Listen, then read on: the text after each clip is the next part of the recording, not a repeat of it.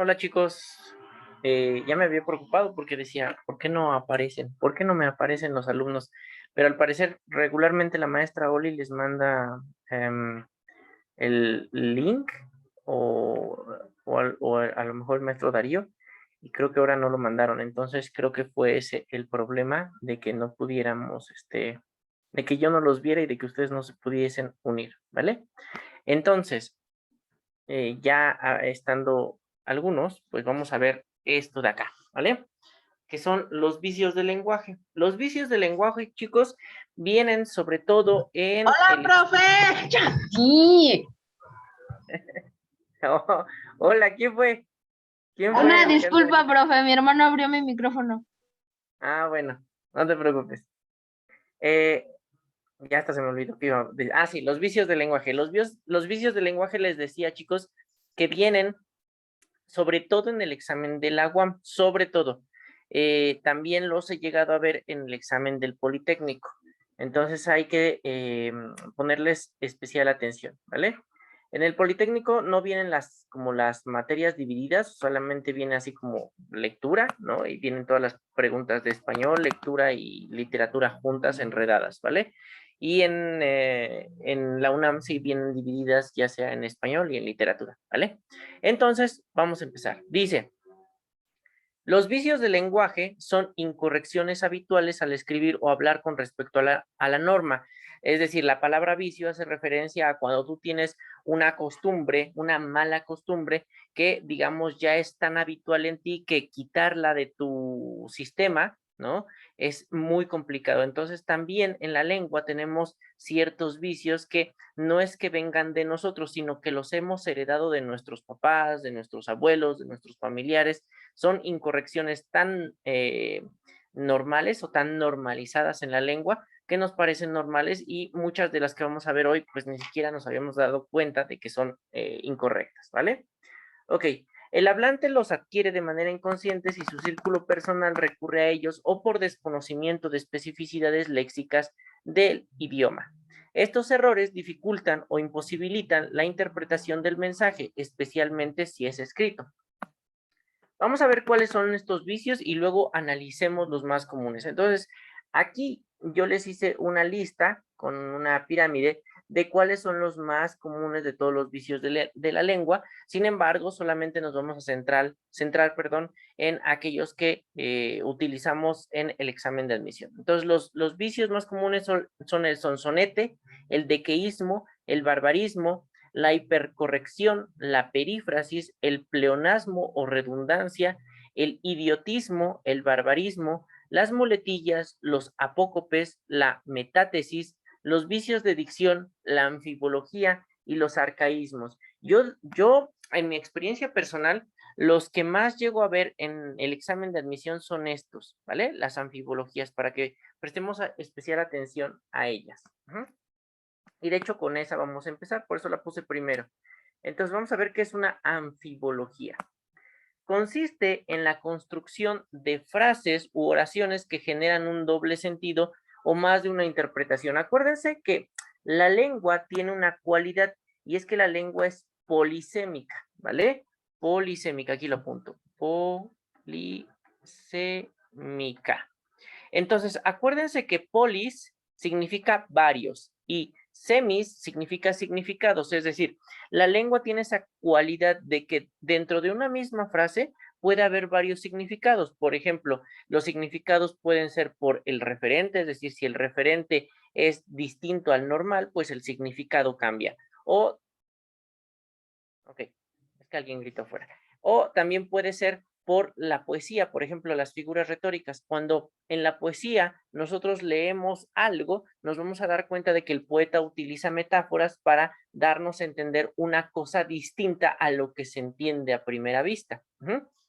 Entonces, en el caso de la poesía, la polisemia está utilizada a propósito. Entonces, la anfibología consiste en que tú dices algo o escribes algo y eso que escribiste se presta a una doble interpretación, pero el gran problema de esa doble interpretación es que eso que dijiste que tiene doble significado no fue a propósito, como en el caso de la poesía. Ajá. Es decir, fue una especie de accidente por una mala construcción de las oraciones. Ajá. Fíjense, aquí les pongo varios ejemplos que me gustan mucho, que son los que yo he ido encontrando a lo largo de mi vida.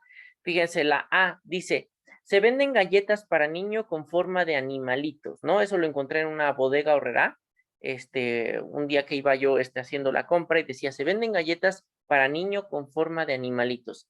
Y entonces, si ustedes se fijan, pues el texto es anfibológico, es decir, tiene dos significados. No sabemos, por cómo está redactada la oración, si las galletas son las que tienen forma de animalito o son, o es que se venden galletas, pero los niños que las van a comprar tienen que tener exclusivamente forma de animalito. Entonces, si ustedes repasan la oración, se van a dar cuenta de esa doble significación. Se venden galletas para niño con formas de animalitos o con forma de animalitos, ¿vale? Esa es una anfibología muy, muy común. Siguiente anfibología, dice, el árbitro señaló una falta al jugador que nunca existió. Estas las decimos mucho. Entonces, no sabemos qué es lo que nunca existió, si la falta o el jugador. Entonces, leámoslo otra vez. El árbitro señaló una falta al jugador que nunca existió, ¿vale? Entonces, por ejemplo, ¿cómo se corrigen las anfibologías? Reestructurando la oración. Por ejemplo, si yo digo a lo mejor, el árbitro señaló una falta inexistente a un jugador, ¿vale? O una falta injusta a un jugador, se corrige la anfibología. Entonces, regularmente los errores anfibológicos se solucionan simplemente modificando la estructura de la oración. Siguiente, la C dice, Juan encontró a su gato después de buscarlo toda la noche. Se asustó mucho. Ajá. Entonces, tenemos primero el referente de que Juan estaba buscando a su gato, muy preocupado porque lo buscó toda la noche, y después decimos se asustó mucho, pero no entendemos claramente quién fue aquella persona que se asustó, si fue Juan o si fue el gato de Juan, ¿vale? Siguiente, D, iremos a la plaza y luego al parque. Ajá, hasta ahí todo va bien. Te avisaremos cuando estemos allá. Entonces, si nosotros nos fijamos en la anfibología, pues es que esta persona dijo que iba a ir a dos lados, o que iban a ir a dos lados, primero a la plaza y luego iban a ir al parque, pero solo dijeron que le avisarían a esta persona cuando ya estuviesen ellos allá. No sabemos en dónde le iban a avisar, dónde le iban a mandar el aviso, si en el parque o cuando estuvieran en la plaza. Es decir, hay una laguna de información ahí. No queda claro el mensaje. Eso es en general la anfibología. Luego dice, Luisa es mi amiga y Lucía es mi compañera. Le pediré que sea mi novia, ¿no? ¿A quién le vas a pedir que sea tu novia? ¿A Lucía o a Luisa? ¿No?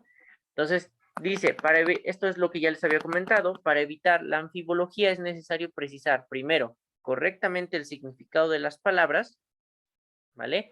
Luego delimitar el contexto y emplear una sintaxis adecuada que evite la ambigüedad. Entonces, el gran problema de la anfibología, todo esto que vemos ahorita es cosas que no deben de hacer nunca, o que no deben de decir nunca, o que no deben de escribir nunca, ¿no? Entonces, el gran problema de la anfibología es esto precisamente que está hasta el final, la ambigüedad. Ambigüedad quiere decir precisamente cuando no queda claro lo que se quiere decir, el mensaje era ambiguo, es decir, el mensaje tenía lagunas de información. Ok, segundo vicio del lenguaje, el barbarismo, ¿vale? Entonces, primero vamos a hacer un breve resumen de dónde viene esta palabra y pensemos que la palabra barbarismo viene de la palabra bárbaro. Ajá. Los bárbaros eran una especie de guerreros, perdón, que tenían una cualidad y es que eran muy fuertes, pero al mismo tiempo eran el tipo de tropa más barata de todas. ¿Por qué eran más baratos? Bueno, pues porque tenían poca armadura y sobre todo porque eran muy poco inteligentes, eran como muy, ¿cómo decirlo? Como muy irracionales, eran casi animales, ¿no? Entonces, si ustedes han jugado algún videojuego como, no sé, por ejemplo, Clash of Clans, ¿no? Se darán cuenta de que los bárbaros, pues son estos muñequitos o estos personajes que tienen dos características. Primero, son la tropa más barata que hay, ¿no? Y no solo en Clash of Clans, sino en cualquier parte donde salgan bárbaros. Antes había un juego que se llamaba Age of Empires, ¿no? Que era muy, muy conocido y todos lo teníamos en la computadora, ¿no? Y los bárbaros eran la unidad más barata. Y aparte, si ustedes se fijan en los bárbaros, pues son personajes que van a atacar a lo primero que ven, ¿no? O sea, no tienen inteligencia. Entonces, barbarismo tiene que ver un poco con eso, tiene que ver con una expresión en la lengua que denota poca inteligencia por parte del hablante. Ese es el gran problema, ¿no? Entonces, quiere decir que la lengua nos está demostrando que somos bárbaros, que no hemos aprendido lo suficiente de ella misma, ¿no? Este vicio se produce en dos circunstancias. Cuando utilizamos palabras de otra lengua que en nuestra lengua ya existen, ¿ajá? Es decir, ustedes saben que existen unas cosas en el idioma que se llaman extranjerismos. Extranjerismos, ¿vale? Entonces, los extranjerismos son palabras que vienen de otros idiomas, del inglés, del alemán, del japonés, del chino, de todos esos idiomas. Acuérdense que el español tiene una cualidad y es que el español es una lengua que se traga palabras de otras lenguas, ¿vale? Creo que por ahí, chicos, alguien tiene su micrófono prendido, ¿vale? Y se oye su tele, ¿vale? Entonces, creo que es Yamile. La otra semana, no. Voy a mutear a Yamile. Creo que no la saqué ni nada, ¿verdad? Ok, ahí anda. Ok. Entonces sigo. Los extranjerismos entonces son palabras que vienen de otros idiomas. Pero la diferencia entre un barbarismo y un extranjerismo es que los extranjerismos son palabras que vienen de otros idiomas que son correctas. Ajá. Y los barbarismos son palabras que vienen de otros idiomas que son incorrectas. ¿Por qué son incorrectas? Porque son palabras de otros idiomas que no necesitarían estar en nuestro idioma porque ya existe una palabra en nuestro idioma para hacer referencia a esa palabra, ¿vale? Entonces dice, cuando utilizamos palabras de otra lengua que en nuestra lengua ya existe, o cuando cambiamos el acento de una palabra, sustituimos letras o las agregamos o las quitamos, ¿no? Por ejemplo, cuando decimos todos los verbos que terminan en ese, ¿no? Vistes, corristes, dormistes, ¿no? Sabemos que eso no se dice, pero hay gente que lo hace simplemente porque así creció, escuchando a sus familiares que hablaban de esa manera. Entonces, no es que estén mal los barbarismos, sino que más bien denotan cierta falta de estudio de la lengua. Entonces, si a lo mejor la señora que vende elotes en la esquina habla con barbarismos, pues no hay ningún problema y no debería de ser criticada porque al fin y al cabo, a lo mejor ella no tuvo acceso a la educación. Entonces, digamos que no es como una cosa de que ella sea tonta, sino que más bien es una cosa de que así creció con ese lenguaje. Ahora, nosotros sí deberíamos de cambiar nuestra manera de escribir y de hablar porque precisamente nosotros sí tenemos ese acceso a la educación, ¿no? Entonces, ejemplos del primer tipo de barbarismos. Por ejemplo, hay gente que dice parking, ¿no? Mi papá siempre, y que iba en el coche, decía, busca un parking, ¿no? O vamos a pagar el parking, cuando en realidad parking significa estacionamiento, ¿no? Entonces, por ejemplo, si yo digo software no es un barbarismo. ¿Por qué? Porque en el español no existe una palabra equivalente a software. Ajá, solamente existe esa. Y como solamente existe la expresión del inglés, pues utilizo la expresión del inglés. O, por ejemplo, si yo digo MacBook, pues tampoco hay ningún problema en decir MacBook. Pero si decimos parking, sí, porque ya existe una palabra para decir estacionamiento, ¿no?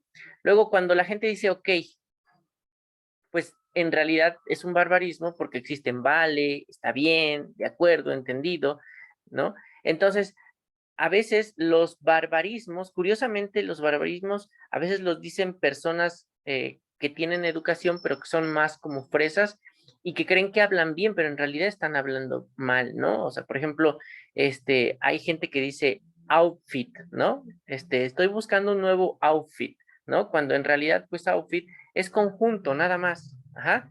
Y en realidad, pues la gente debería de utilizar esas palabras. Decir look cuando existe la palabra aspecto, ¿no? Qué buen look, qué buen aspecto. exactamente lo mismo. Y a mí una que me molestaba mucho, pero mucho, mucho, me sigue molestando mucho, sobre todo en internet, es cuando dicen inbox, ¿no? Inbox. ¿Qué pasó, amiga? Inbox. Ajá. ¿Cuánto cuesta eso? Inbox. Y a todo te contestan inbox. Pues en realidad existe la palabra mensaje privado o mensaje y ya te lo mando por mensaje, ¿no? Pero por alguna razón muy extraña, la gente puso de moda este barbarismo que es inbox, ¿no? Ok. Ejemplos del segundo tipo de barbarismo. Ajá. Entonces, por ejemplo, en el examen de admisión, si les preguntan, encuentra cuál de las siguientes palabras es un barbarismo, pues muy probablemente sea una palabra que exista en el inglés y que existe en el español, pero que esté escrita en inglés, ¿no? Porque, pues, digamos que puede ser sustituida por una palabra en el español.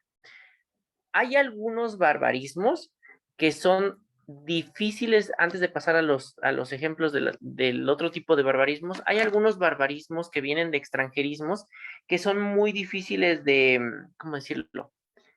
De aceptar, ¿no? O de modificar. Por ejemplo, la palabra sándwich es un barbarismo, no debería ser usada, pero la utilizamos porque la palabra correcta nos suena muy extraña, ¿no? No sé si ustedes saben, pero pues la forma correcta de decir sándwich es emparedado, ¿no? De hecho, significan literalmente lo mismo, ¿no? Entonces, ¿qué es lo que pasa? Bueno, sabemos que sándwich viene de una palabra inglesa que era el nombre de un conde, ajá, que no tenía tiempo para nada, ¿no? Y entonces se llamaba el conde de sándwich y entonces lo que hacía era que agarraba pan, lo partía en rebanadas y en medio le ponía un montón de cosas, ¿no? Y de ahí se quedó la palabra sándwich, ¿no? Por el famosísimo conde de sándwich. Pero pues en el español tenemos eso emparedado. Sin embargo, no la utilizamos porque nos suena muy extraño. Sin embargo, las otras sí las podemos utilizar sin ningún problema. Es decir, sí podemos decir estacionamiento, está bien, vale, aspecto, mensaje, ¿no? En vez de decir inbox, look, ok, parking.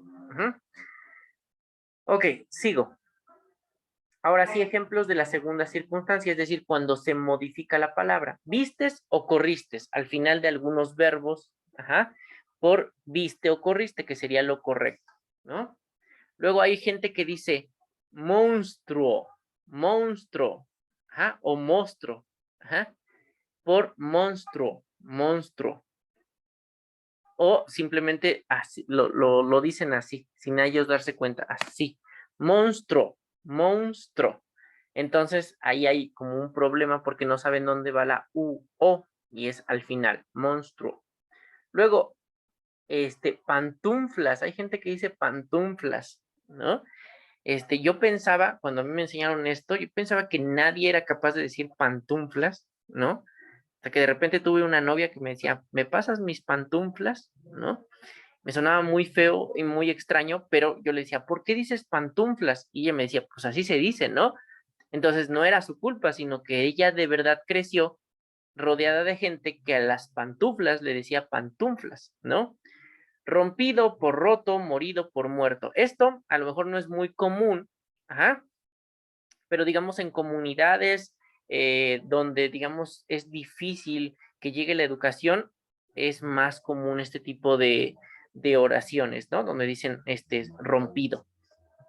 O, por ejemplo, los niños dicen mucho esto, rompido, morido, ajá. Es hasta que los adultos le dicen, no, es que no se dice así, no se dice rompido, se dice roto, no se dice morido, se dice muerto, no se dice asido, se dice hecho, ajá.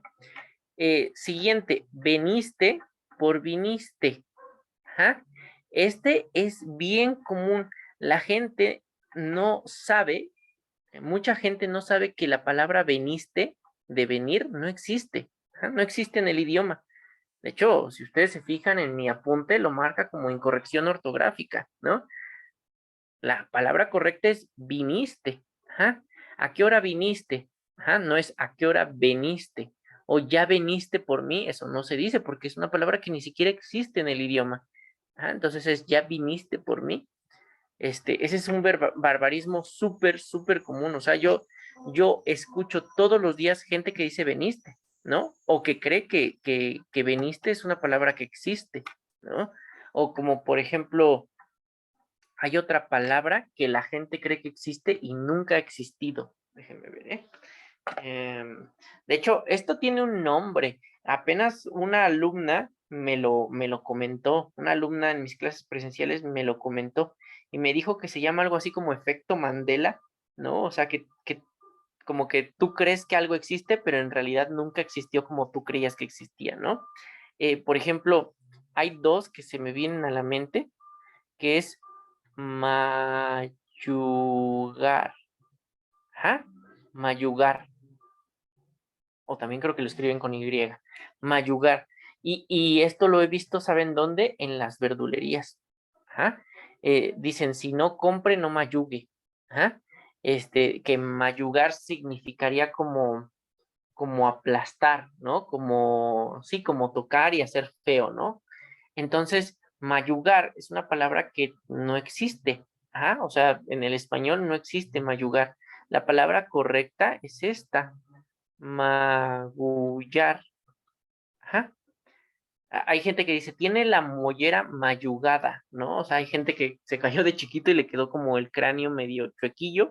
Entonces dicen que está mayugada, pero mayugar no existe, es magullar. La palabra correcta cuando apretamos mucho los aguacates los estamos magullando, ¿no? Es una palabra que no existe.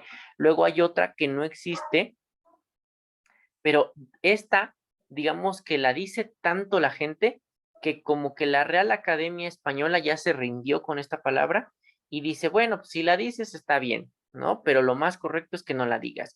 Y es influenciar. Esta palabra no existe tampoco en el español, ¿no? Se dejó influenciar, se dejó mal influenciar. Ajá. La palabra correcta, no sé si ustedes la sepan, la palabra correcta, déjenme borrar esto, es la siguiente. A ver, es esta. Influir. Ajá.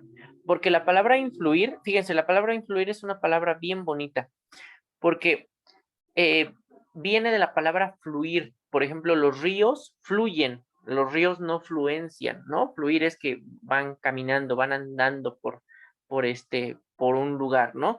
Entonces, influir significa como acuérdense que las palabras griegas tenían como un significado muy metafórico. Entonces, influir significa como que alguien se meta en ti y fluya, su forma de pensar fluya como un río dentro de tu pensamiento, ¿no? Entonces, eso significa influir. Pero como les digo, los ríos no fluencian, sino que fluyen. Entonces se dice lo malinfluyó, no lo malinfluenció. Ajá. Entonces son palabras del idioma que pues nosotros a lo mejor creemos que existen, pero en realidad nunca existieron. ¿Por qué creemos que existen? Pues porque durante toda nuestra vida nuestra familia ha crecido hablando así, ¿no? Siguiente, entonces ya vimos dos. La primera sería la anfibología, la segunda serían los barbarismos. Vamos con la tercera, el tercer vicio del lenguaje. Ay, ya lo perdí. Aquí está. ¿Qué es el solecismo? El solecismo diría yo que es la forma del lenguaje o el vicio del lenguaje más difícil de entender y más difícil de identificar. Ajá. Ok. Solecismo es un error sintáctico que se evidencia en la estructura de la oración. Se genera por un error de concordancia o por un mal uso de preposiciones. Entonces vamos a entender lo primero y después esto de acá. Un error de concordancia, los errores de concordancia entonces generan solecismos. Acuérdense que la concordancia tiene que ver con que una oración tiene dos elementos. La primera es el sujeto, ajá, y la segunda es el predicado. Entonces, la concordancia implica que si el sujeto es uno, el predicado es uno. Si el sujeto es singular, el predicado es singular. Si el sujeto es femenino, el predicado debe de ser femenino. Eso es concordancia. Concordancia significa que la estructura de la oración debe de ser igual en sujeto y predicado. Si yo tengo 5 sujetos, tengo 5 predicados y 5 verbos. Eso es concordancia. Entonces, cuando hay un error de concordancia, tenemos un solecismo. Esto quiere decir que, por ejemplo, si tengo un sujeto en masculino y el predicado está en femenino, pues es un solecismo. O si tengo un sujeto en plural y el predicado está en singular, pues ahí hay un solecismo también. O dice por el mal uso de preposiciones. Acuérdense que las preposiciones son a, ante, bajo, cabe, con, contra, de, desde, hacia, hasta, para, por, según, sin, sobre y tras. Entonces, a veces, como no nos enseñan a utilizar preposiciones, sino que simplemente asumen que ya las sabemos porque pues toda nuestra vida las hemos utilizado, pues las utilizamos mal, ¿no?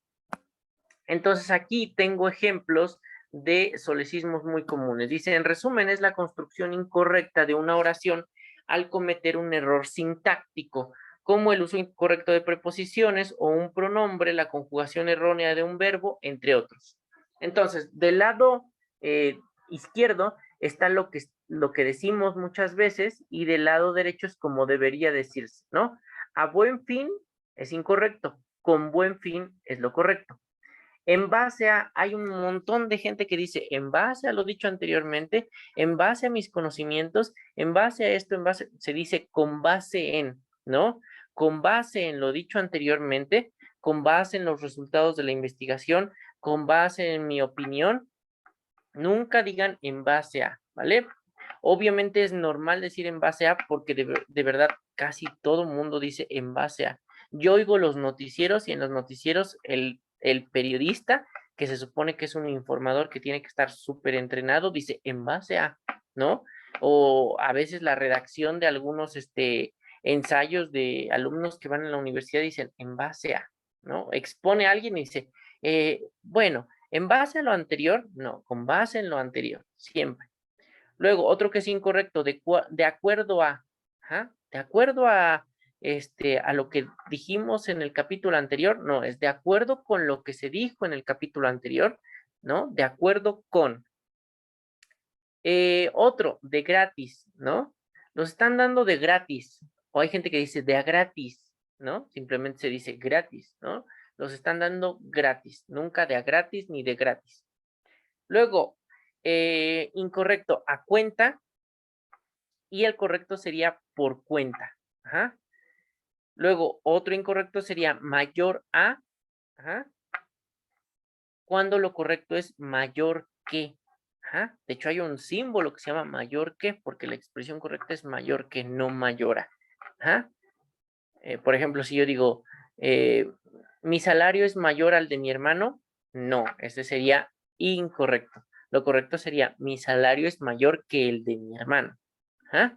Entonces, los solecismos son tan sutiles que si ustedes se propusieran hablar correctamente a partir de ahora, seguramente por accidente caerían en algún solecismo. Luego, lo incorrecto sería con respecto de, y lo correcto sería con respecto a, con respecto a. Ok, siguiente sería el uso incorrecto de cuyo. Ahora, el uso incorrecto de cuyo sigue siendo parte de los solecismos, ¿vale? Entonces no se vayan a confundir. Fue a México en cuyo país viviría por un año. Ahí está mal escrito. ¿Cómo estaría bien escrito? Fue a México donde viviría por un año. B. El alumno no ha completado sus participaciones en las clases, cuya condición es indispensable para la aprobación del curso. Ajá. El alumno no ha completado sus participaciones en la clase, esto sería lo correcto, condición indispensable para la aprobación del curso, ¿vale? Los cuyos, los utilizan mucho y los utilizan mal algunas personas, ¿no? Sobre todo porque suenan como más cultos, pero para usarlos pues hay que tener cierto conocimiento básico de cómo usarlos. Luego tenemos los leísmos. Leísmo significa el uso incorrecto de la partícula le o de la partícula les. He hablado hoy con mi primo cuando le encontré en el deportivo, ¿vale? He hablado hoy con mi primo cuando lo encontré en el deportivo. Aquí hay un truco para para saber cuándo utilizar le y cuándo utilizar lo. Ajá. El le, a ver si me doy a entender. El le se utiliza cuando vamos a hablar de una parte, ajá, de un todo. Ahí. Vamos a hablar de una parte de un todo. Ahí se ve bien feo. Déjenme escribirlo otra vez porque se ve muy feo. Este todo. A ver, así. De un todo. Ajá, parte de un todo. Por ejemplo, cuando dicen lo tomé de la mano, ahí estamos hablando de un todo. Lo tomé a quién, a una persona completa. Pero si yo digo le tomé la mano, está completa, está bien, porque no lo tomaste completo, sino que le tomaste una parte de su cuerpo, la mano, ¿vale? Por ejemplo, no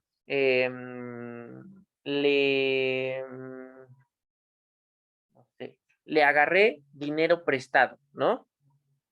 Como estás tomando parte de un todo, parte del dinero que tenía, entonces se dice le. Cuando dices lo, es cuando estás tomando un todo, ¿vale? Por ejemplo, cuando dice, he hablado hoy con mi primo, lo encontré en el deportivo, encontró al primo completo en el deportivo, a todo el primo en el deportivo, ¿vale? Por ejemplo, si yo digo, a ver, déjenme ver. Ahorita si se me ocurre uno, les digo, ¿vale? Pero el le es cuando tienes la parte de un todo y el lo es cuando tienes el todo. Ajá.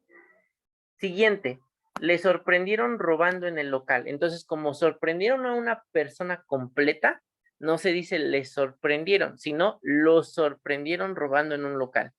Les animaron a participar en el concurso, como les animaron a un grupo completo, no se dice así, sino que se dice los animaron a participar en un concurso o en el concurso, ¿vale? Ok. El siguiente sería, esto es una el uso incorrecto de pronombres personales. Acuérdense que los pronombres personales son yo, tú, él, nosotros, ustedes y ellos. Yo, tú, él, nosotros, ustedes y ellos, ¿vale? Entonces, esto es una pésima decisión, dijo para él. Lo correcto sería, esto es una pésima decisión, dijo para sí. O a veces decimos, dijo para sí mismo.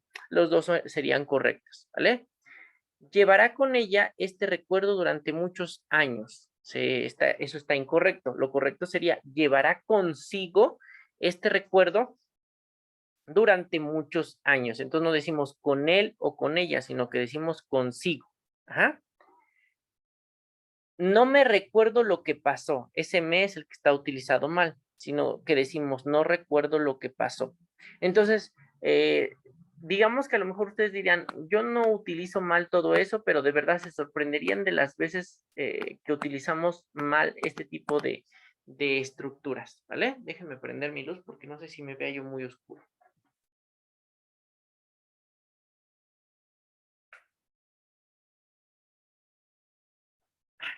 Ahora sí. El cuarto vicio de la lengua o cuarto vicio del lenguaje sería el pleonasmo redundancia. Este es muy común, yo creo que todo mundo lo conoce o ha escuchado la expresión pleonasmo redundancia, ¿vale? Entonces, pleonasmo viene del griego pleonasmos, ajá, que a su vez viene de pleón, que significa demasiado, y consiste en usar dos términos, sobre todo dos, a veces más, juntos en donde al menos uno de esos dos términos está de más, es decir, sobra, porque se sobreentiende. En otras palabras, usa dos términos como mínimo que refieren a los mismos conceptos, acciones, ideas. Solucionar un pleonasmo es sencillísimo. Se debe eliminar cualquier término redundante, es decir, que repita la misma idea, y dejar solo las palabras indispensables para que el mensaje se entienda con claridad, ¿vale? Entonces, aquí ejemplos de pleonasmos muy comunes, ¿no? Oríllese a la orilla, ¿no? Pues obviamente si se va a orillar, pues a qué otro lado va a ser, ¿no? Subir para arriba, ¿no? Si va a subir, pues no puede ser para abajo. Este lo utilizan, pero mucho, mucho, mucho, mucho, mucho. A lo mejor los de arriba, el A y B les parecen muy tontos, pero el C lo utiliza mucho la gente, pero más sin embargo, pero significa pero, más significa pero, sin embargo significa pero. Entonces si decimos pero más sin embargo, pues estamos diciendo pero, ¿no? Entonces sonaría algo tonto decir pero. Entonces lo más correcto es decir pero o más o sin embargo, solo una de las tres. Hay otra gente que dice pero más sin en cambio, lo mismo, nada más utiliza una. Salió volando por los aires. Esta también es muy común, sobre todo en los programas de televisión. Salió volando por los aires. No, pues si salió volando, pues es por los aires, no puede ser salió volando por la tierra, ¿no? Se lo vuelvo a repetir, eso también lo dicen mucho, ¿no? Yo lo he escuchado, por ejemplo, en el Coppel una vez, una señora se estaba peleando con el dependiente y el dependiente le dijo, se lo vuelvo a repetir, ¿no? Entonces no debes de decir se lo vuelvo a repetir porque repetir significa decir otra vez, ¿no? Entonces sería se lo repito, no se lo vuelvo, y aquí lo que puse fue la exageración, se lo vuelvo a repetir una vez más. Ahí sería, está repitiendo la idea 3 veces, ¿no? Se lo vuelvo a repetir una vez más. Ajá, entonces ese es horrible, ¿no? Y luego yo lo puse entre comillas porque lo vi bueno, perdón, lo oí en una canción. No me acuerdo quién era la cantante, pero era mujer, ¿no? O sea, estaba yo viendo YouTube y me apareció un anuncio de una canción que acababa de salir, ¿no? Y entonces la cantante decía, estás jugando con la jugadora, ¿no? Pues obviamente si estás jugando, pues la persona con la que estás jugando es una jugadora, ¿no? Entonces me pareció muy tonto por parte de la cantante, ¿no? Y luego la canción, no me acuerdo cómo se llamaba la canción, pero se volvió como muy famosa y cada que yo oía esa estrofa, ¿no? Porque en esa estrofa dice, estás jugando con la jugadora y dice un montón más de estos vicios de lenguaje, de pleonasmos, ¿no? Entonces yo decía, ella escribirá sus canciones o por qué las hará tan feas, ¿no? Y aparte, pues la chava tenía una voz muy, muy fea, ¿no? La siguiente dice, lo vi con mis propios ojos. Esa también es muy común, ¿no? Pues si lo viste, no lo pudiste haber visto con los ojos de alguien más, lo tuviste que haber visto con tus ojos, ¿no? Me dieron regalos gratis, ¿no? Pues si te dieron regalos, un regalo no es un regalo si no es gratis. Ajá. Por ejemplo, cuando decimos, lo golpeó con el puño cerrado. Pues si lo golpeó con el puño abierto, entonces no le dio un puñetazo, sino que le dio una cachetada, ¿no? Entonces, para que lo golpee con el puño, pues ese puño tiene que estar cerrado a fuerzas, no puede estar abierto. Ajá. Ok, sigo con los dequeísmos, ¿no?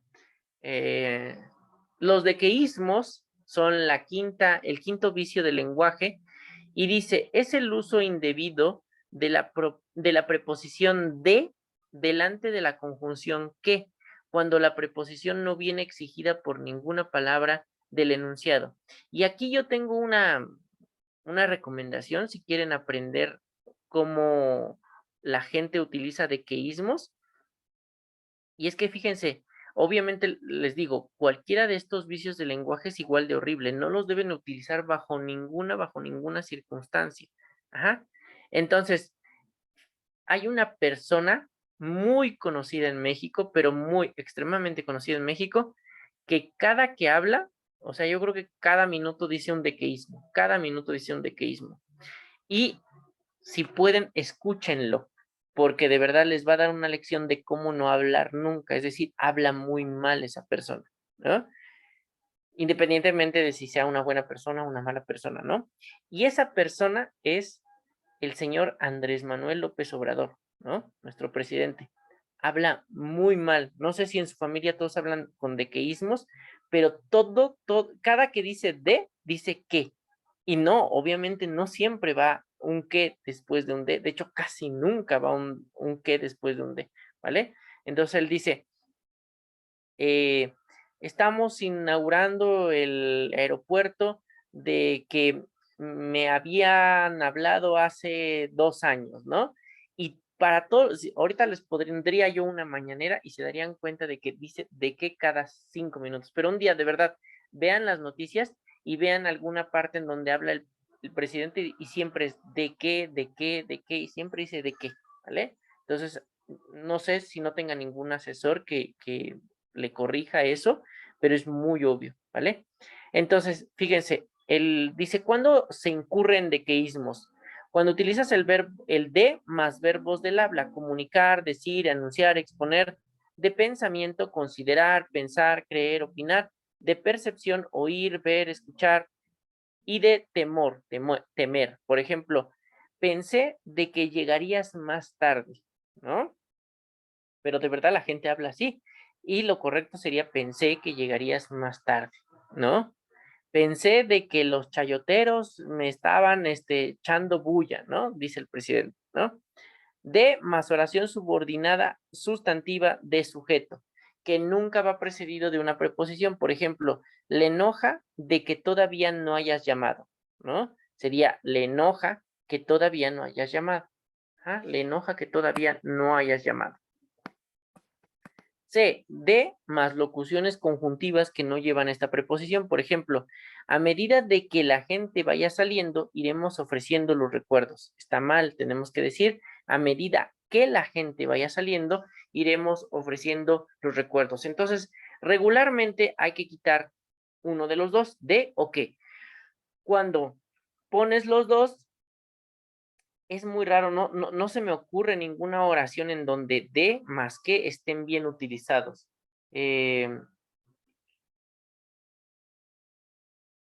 No sé.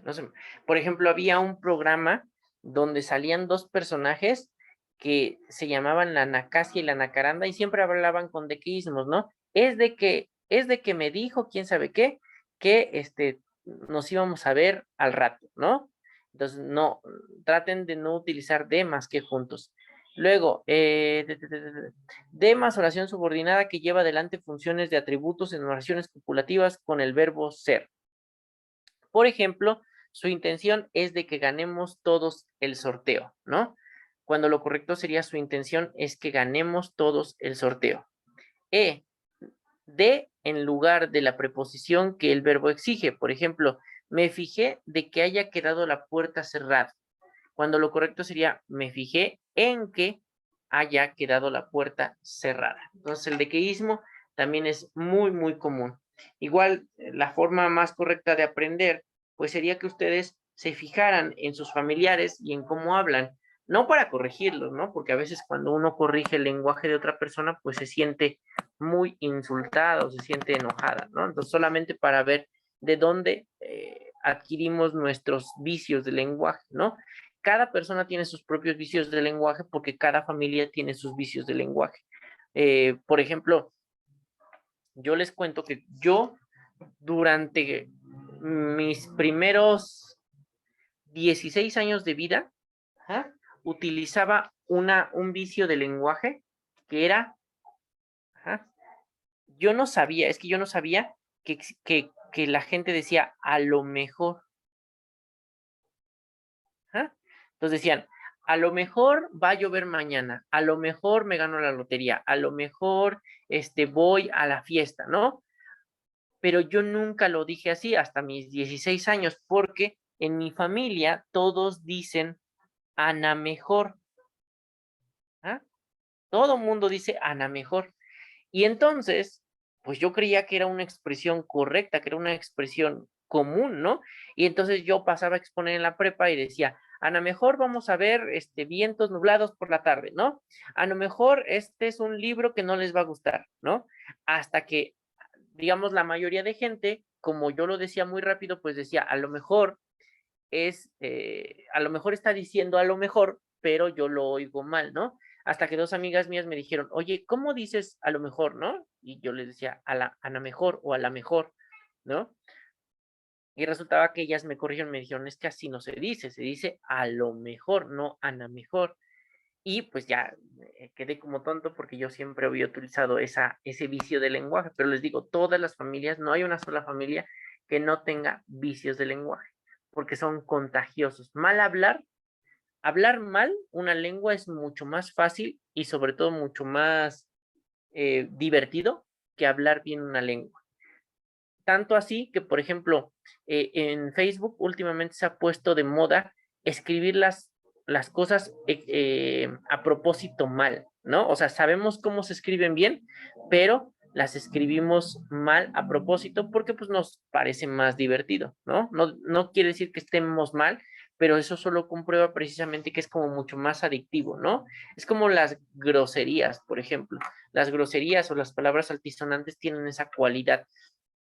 En primera, que todas son graves o casi todas son graves, y en segunda, que son muy adictivas, que en cuanto las empieza uno a utilizar, pues hay gente que le gusta cómo suenan las groserías. Y es que en realidad, si no atendemos al significado de las groserías y simplemente atendemos a su sonido, pues en realidad técnicamente sí suenan bien. El problema es pues es su significado, ¿no?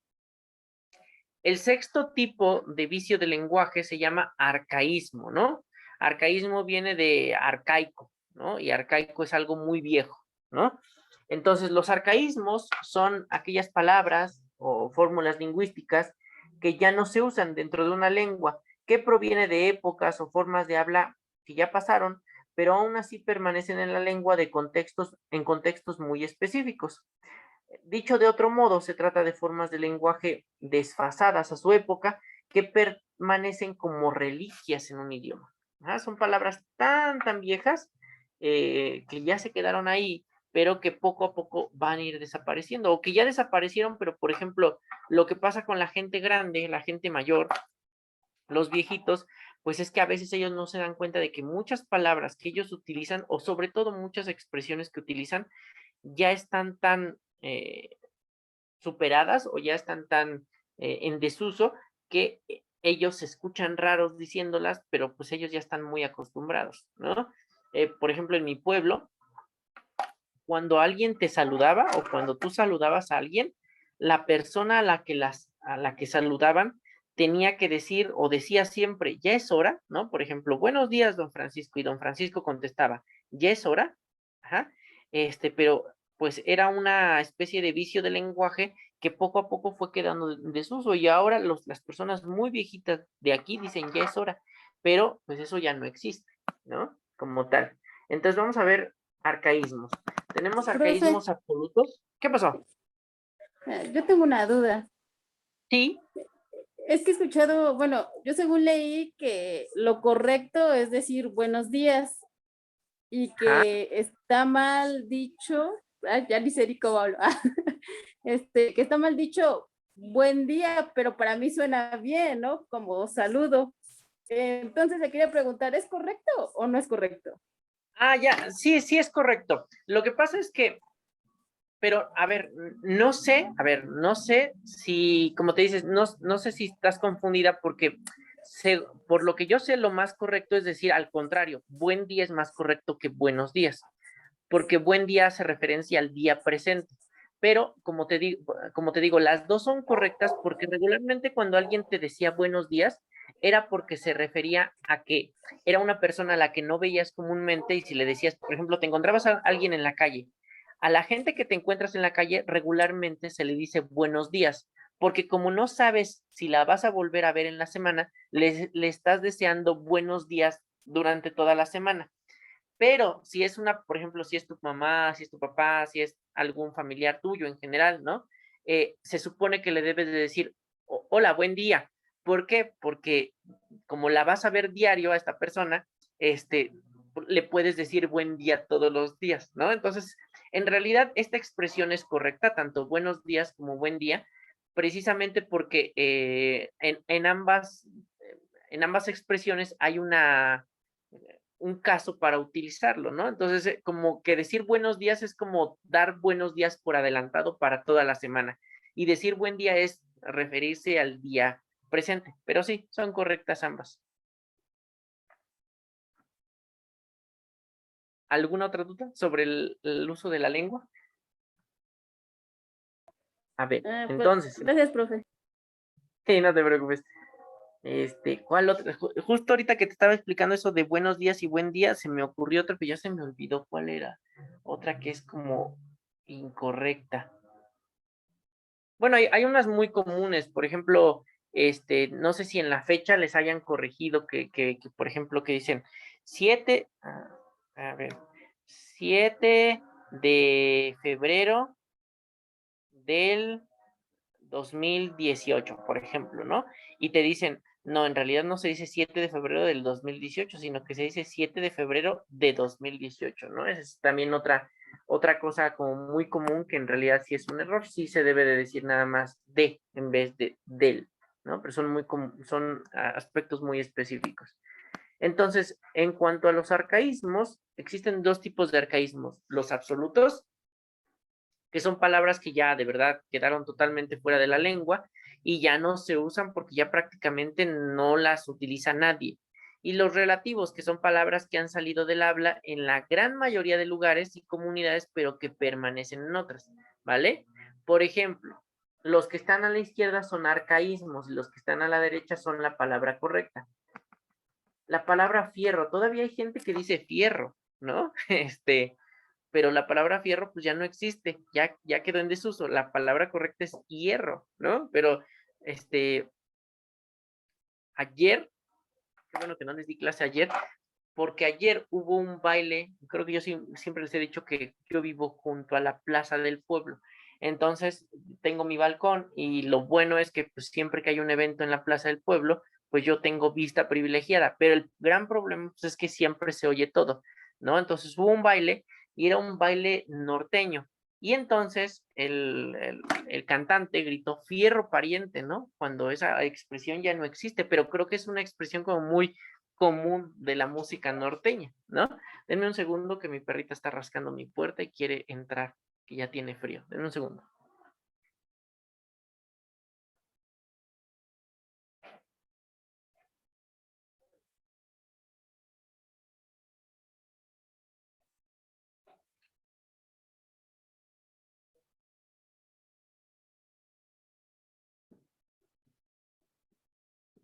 Denme un segundo, que la voy a acostar. ¿No? ¿Todavía no? Entonces, hay otra, por ejemplo, que es empero. Esa sí ya es muy de viejitos, ya nadie la utiliza. Empero en lugar de pero. Entonces, si ustedes ven un libro muy, muy viejito, pues todavía van a encontrar empero en vez de pero, ¿no? Por ejemplo, las obras de teatro de ahí por el siglo español, por ejemplo, hay una calle en Bellas Artes, creo que ya les había platicado de esa calle, que se llama Donceles, no es en Bellas Artes, es en el Zócalo, en Donceles, y venden puros libros usados. Y en esa calle hay muchos libros viejitos y todavía algunos textos dicen empero en vez de pero. Pero ese es buen tip, chicos. Si les gusta leer, Donceles es la mejor, es el paraíso de todos los lectores, porque son miles, miles, miles, yo diría que millones de libros, es toda una calle y ahí venden libros y cada rato hacen como sorteos así, luego ponen barajitas y si sacas un número te dan ese número pero en descuento, ¿no? O sea, si sacas un 20 te hacen 20% de descuento o así te hacen sorteos. Está muy padre porque tienen así libros a muy, muy buen precio, ¿no? Que a lo mejor en una librería de nuevo, pues los encontrarías súper caros y en una librería de viejo los encuentras baratos y a veces hasta nuevos. O sea, no nuevos en cuanto a que sean acabados de salir de la imprenta, sino que nuevos de que nadie, o sea, se volvieron viejos, pero nunca nadie los leyó. Hay algunos libros en Donceles que hasta vienen todavía con su empapelado, ¿no? Entonces, sigo. La palabra agora. Esta palabra también es muy antigüita, ya nadie dice agora. A lo mejor un viejito, muy viejito diría agora en vez de ahora. La palabra Aragán en lugar de perezoso. Antes hasta existía un grupo de música que se llamaba el Aragán, ¿no? Pero pues esa palabra ya no he visto a nadie que la use, ¿no? La otra, la palabra sopapo, ¿no? Igual es palabra de viejito, ¿no? Ya no se dice sopapo, se dice cachetada, ¿no? La palabra chiripa, ese arcaísmo sí lo he llegado a escuchar todavía, ¿no? Me salió de chiripa, ¿no? En vez de decir, me salió de pura suerte, ¿no? Chiripa pues significaría como suerte o accidente, ¿no? Lo hice de chiripa, lo hice por accidente prácticamente, ¿no? Sin querer. Pero en México se volvió muy famosa chiripa, o sea, ya era una palabra que no existía desde hace mucho, pero después en un programa que se llamaba El Chavo del Ocho, la gente decía mucho chiripa, ¿no? Y entonces, pues ya, nadie lo utilizaba. Esta, tengo que confesar que es una palabra que yo, no chiripa, la que sigue, es una palabra que yo sigo utilizando y sé que ya no debe de utilizarse, pero yo la sigo utilizando, chafa, ¿no? Chafa para decir que algo es de poco valor, ¿no? Entonces yo digo, este control ya está chafa, ¿no? Pero pues ya no, esa palabra ya no debería existir. Obviamente hay, como les digo, los vicios del lenguaje están tan metidos en nosotros que es difícil sacarlos, ¿no? Entonces yo, por ejemplo, yo ya he eliminado casi todos mis vicios del lenguaje, ¿no? Pero el gran problema es que chafa no lo puedo eliminar, ¿no? Siempre que veo algo de mala calidad o en mal estado, siempre le digo chafa, ¿no? Lo bueno, lo único que me hace sentir consolado es que varios alumnos me han dicho, pues yo también uso chafa, profe, o sea, todavía no es como que esté tan fuera de uso, ¿no? Siguiente, cuasi.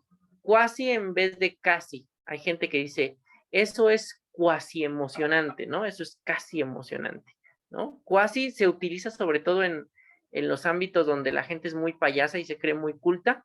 La gente habla así con cuasi, pero ya está mal usado, ¿no? La palabra tunda, ¿no?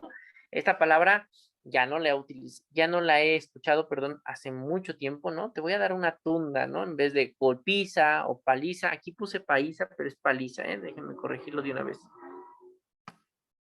Paliza. Ok. Y creo que esos son todos. Esos son todos, ¿vale?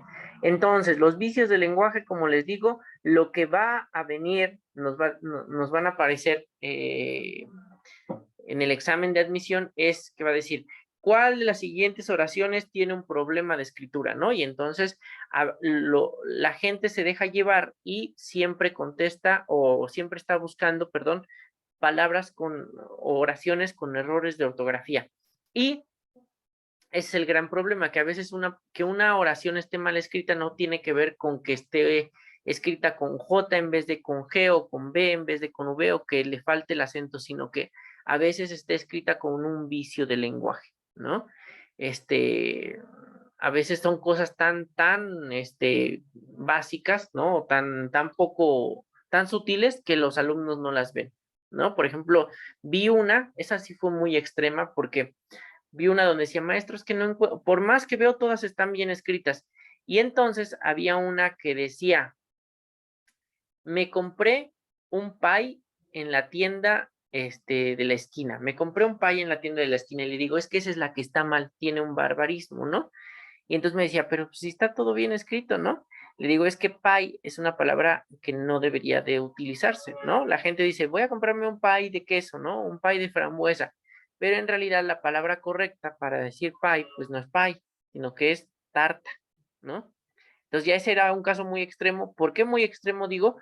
Porque pues en realidad la gente sí utiliza la palabra pie, ¿no? Y la utiliza más que la palabra tarta. Y regularmente yo estaba estudiando con un amigo la lengua y precisamente yo como que llegué a la conclusión con este amigo que tarta, los mexicanos en realidad le llaman tarta al pan que es como redondo, a este pan que es como redondito, ¿no? Por ejemplo, de fresa, y le llaman pie regularmente, no sé si ustedes estarán de acuerdo o no, regularmente le llaman pie al pedazo de tarta triangular, ¿no? Entonces te venden un pedazo, dicen, compré un pie de manzana, ¿no? Y es un pedazo triangular de la tarta, ¿no? Entonces, como que es muy extraño porque los mexicanos hacemos eso. Le llamamos pie al pedazo y tarta a la parte completa, ¿no? Del pan Es muy particular el uso de esta palabra. Ok, entonces, chicos, hasta aquí. ¿Dudas, preguntas de todo lo que hemos visto de vicios de lenguaje? Porque pues ya habremos terminado lo de vicios de lenguaje. ¿Podrías repetirlo de dequeísmo, por favor? El dequeísmo es cuando nosotros utilizamos la conjunción de más que en una oración, ¿vale? y este de más que está mal utilizado. Por ejemplo, por eso la palabra es dequeísmo, o el vicio se llama dequeísmo, porque precisamente lo que vamos a tener es el de más el que. Entonces, por ejemplo, si yo digo, fui a la casa y me enteré de que me habían echado de mi trabajo, ¿no? Fui a mi trabajo y me enteré de que me habían echado. Y de hecho eso suena normal, pero está mal dicho, ¿no? Fui a mi trabajo y me enteré que me habían corrido, por ejemplo, ¿no? No decimos, fui a mi trabajo y me enteré de que me habían corrido. Entonces, el dequeísmo es utilizar esas dos palabras juntas en una oración cuando no deben de utilizarse. Y lo más normal es que nunca deben de utilizarse juntas, ¿no? Por ejemplo, no sé, voy a pintar no sé, voy a pintar la casa del color que me recomendaste. En vez de decir, lo incorrecto sería, voy a pintar la casa de que me recomendaste un color, por ejemplo. Entonces, les digo, no es muy normal, pero sí hay gente que lo utiliza mucho. Ajá. Como les digo, si ustedes tienen dudas, véanse una mañanera del presidente de la República y van a ver cómo se utiliza el dequeísmo correctamente, ¿vale? Entonces, si quieren la definición, pues es esta, aquí está arriba. A ver, déjenme, ¿dónde estaba? Denme un segundo. Solecismo, cuyo, les, pronombres. Ay, ¿dónde estaba el dequeísmo? Aquí está, dequeísmo. Entonces, dice, uso individuo de la preposición de delante de la conjunción que, cuando la preposición no viene exigida por ninguna palabra del enunciado, ¿vale? Entonces, regularmente solo se utiliza de o se utiliza que, pero nunca las dos juntas, ¿no? Y Pensé de que me dirías que me amas. ¿Qué pasó? en este ejemplo, bueno, sería, ¿de qué color me recomiendas pintar la casa? Ahí sería incorrecto, ¿no? Ah, es que ahí es diferente, qué bueno que lo preguntas, porque fíjate que si tú me dices, a ver, lo escribo, ¿de qué color me recomiendas pintar la casa? ¿Ah? Este de acá no es un dequeísmo, ¿vale? Porque este que, si tú te fijas, tiene una tilde. El dequeísmo del que estamos hablando es un dequeísmo sin tilde. Si tú te fijas en los ejemplos que están en rojo, que son los incorrectos, ningún que vendría con tilde. Ajá. Entonces, solamente cuando es una afirmación. Acuérdense, chicos, ajá, por si no lo saben, que cuando nosotros decimos que, así sin tilde, es una afirmación. Y si nosotros decimos que con tilde, puede ser o una pregunta o puede ser una exclamación. Entonces, el dequeísmo no aplica para las preguntas, para los que interrogativos o para los que exclamativos, solo aplica para los que afirmativos. Ajá. Entonces, no sé si eso responde a tu pregunta. Eso querría decir que ¿de qué color me recomiendas pintar la casa? Está bien, está totalmente bien usado. Si tú dices, ¿qué color me recomiendas para la casa? También está correcto, pero como el que lleva tilde no es el mismo del que se habla en el dequeísmo, ¿sí? Sí, gracias, profe. Ok, ¿alguna otra duda, chicos? ¿Los demás? ¿Y no? Bueno, entonces, déjenme contestarle un mensaje a la maestra Oli. A ver, listo. Entonces, vamos, fíjense, me regreso vamos a quitar tantito esto de acá. Ay, quito esto de acá. Uy, no lo puedo quitar. No lo puedo quitar, no sé cómo lo fijé, que no se puede quitar. Bueno, ya. Entonces, si ustedes pueden ver ahí el temario, se ve a la izquierda, el temario les digo, esta es la guía que yo hice para toda la universidad, o sea, con esta guía ya pasan a la universidad. Obviamente, pues yo se la estoy explicando, ¿no? Entonces, ya vimos morfología, creo que eso ya lo vimos. Ya vimos los vicios del lenguaje, de arriba ya vimos funciones de la lengua, formas discursivas, comprensión lectora, creo que eso también ya lo vimos, registro de información también, oración simple y sus elementos también, lo que nos falta son accidentes verbales, oraciones complejas, complementos de la oración, complementos circunstanciales y adverbiales, todo esto es gramática, chicos. Vocabulario ya lo vimos, acentuación ya lo vimos, ortografía de las letras no lo hemos visto, pero eso es lo más sencillo, eso lo vamos a ver hasta el final, ¿vale? Corrientes literarias clásicas, esto ya lo vimos, si no me equivoco. Corrientes literarias modernas, esto no. Generaciones literarias españolas, esto no. Autores literarios y en Latinoamérica, esto no. Tipos de texto, esto sí, lo vimos hace 2 clases. Figuras retóricas, esto no. Y análisis métrico de la poesía, esto sí. Entonces, técnicamente ya vimos el 70% del temario. Entonces, ahora, a ver. Híjoles, es que sería que ustedes me dijeran si sí o no. Lo de las corrientes literarias clásicas, creo que ya habíamos visto casi todas. O sea, me acuerdo que ya vimos la griega, ya vimos la medieval, la romana. ¿Ah? Si no me dicen, si me dicen, es que de verdad esa no me acuerdo, me dicen con toda confianza y la repasamos rápido otra vez, ¿vale? Todo esto, según ya lo vimos, porque hasta les dije lo de Séneca, la anécdota de Séneca, de que no se podía morir. La medieval ya la vimos. ¿Mm? El Renacimiento creo que ya lo vimos también, o no lo vimos el Renacimiento. Esa sí estoy Profe, dudando. en el Ajá, Renacimiento, ¿cuál era la literatura? Es que esa no me acuerdo. Me acuerdo hasta a ver. Séneca. Les digo y ustedes me dicen, no, entonces no lo hemos visto, ¿vale? Y si sí ya lo vimos, me dicen.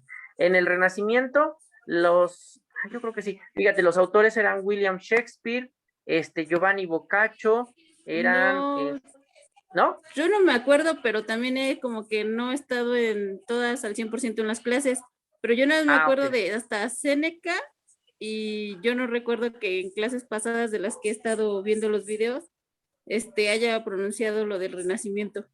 Ah, bueno, entonces vamos a hacer esto.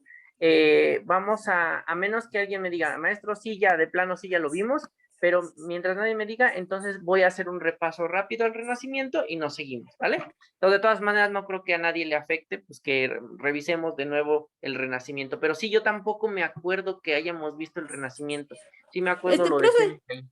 Ajá, una pregunta, es que me quedé con la duda, la verdad es que a veces, no, una muletilla, no tengo a veces bien claras cómo van ahora sí que como los géneros literarios. El ajá. realismo, digamos, como a qué época perteneció. El realismo es a la literatura moderna. Entonces, fíjense, a ver, qué bueno que me Ya. preguntas. Tenemos en la literatura, tenemos 2 grandes bloques, chicos. A ver, déjenme abrir otra página, porque esta pregunta es una pregunta que a veces los confunde mucho, tanto en el examen como en las clases de preparatoria y universidad.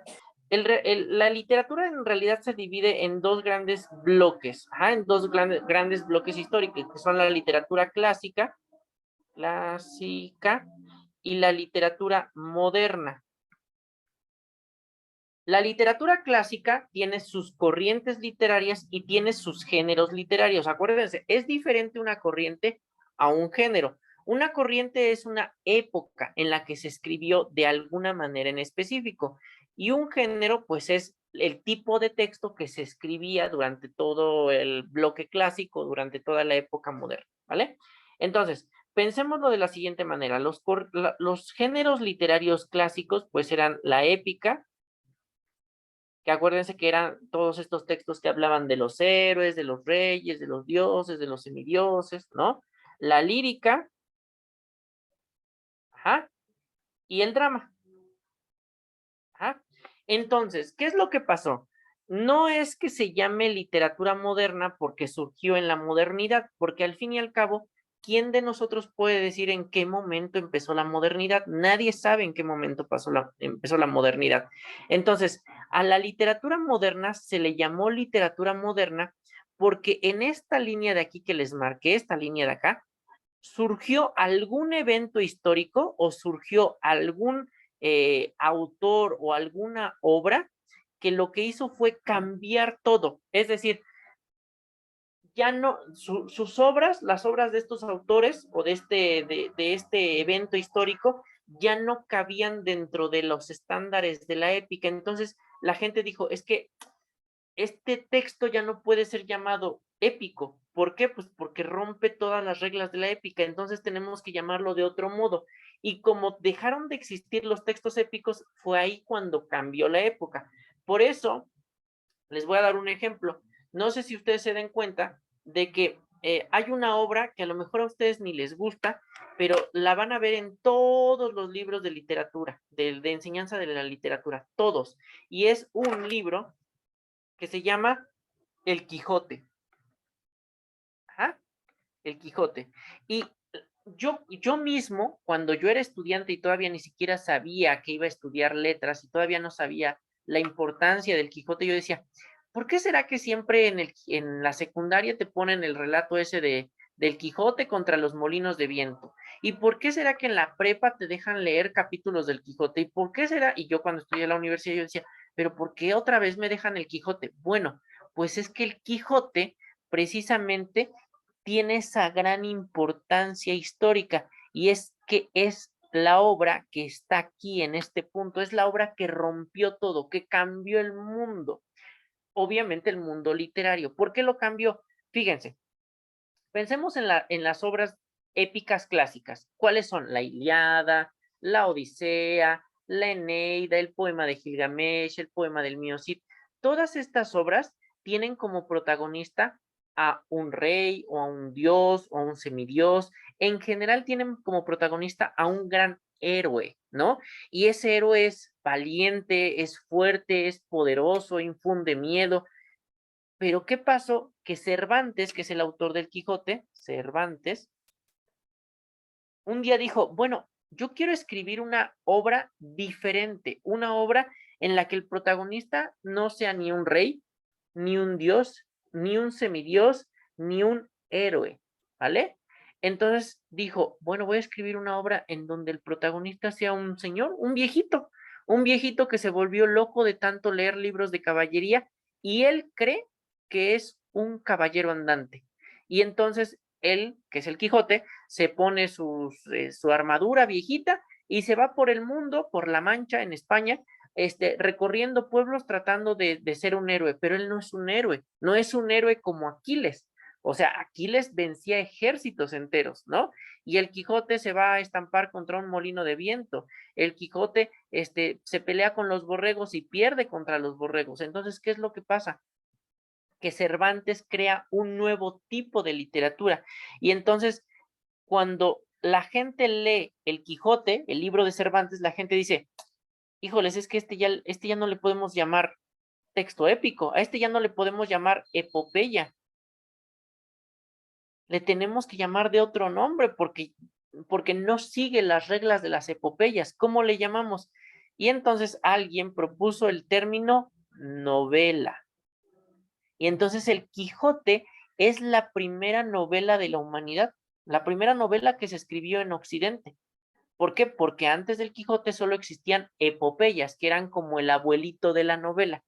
Entonces, el paso de la literatura clásica a la moderna es este punto, un punto de inflexión en donde los autores empiezan a escribir diferente a lo que se escribía en la literatura clásica.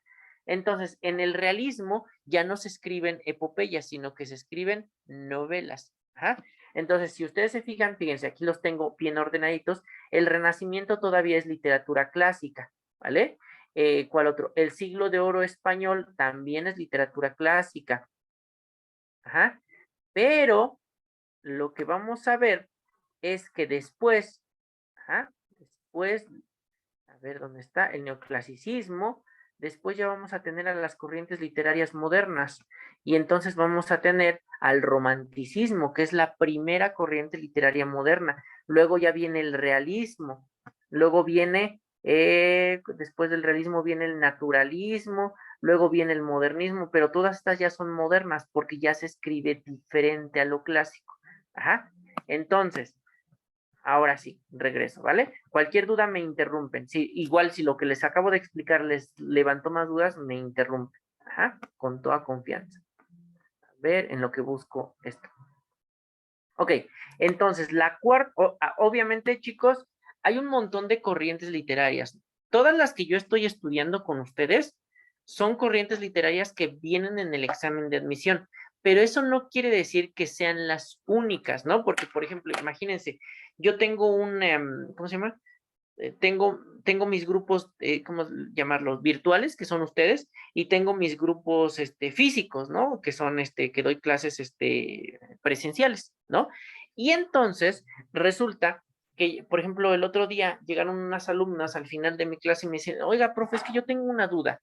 Me dice, es que a mí la maestra de literatura me había enseñado un género literario antiguo que se llamaba la didáctica, ¿no?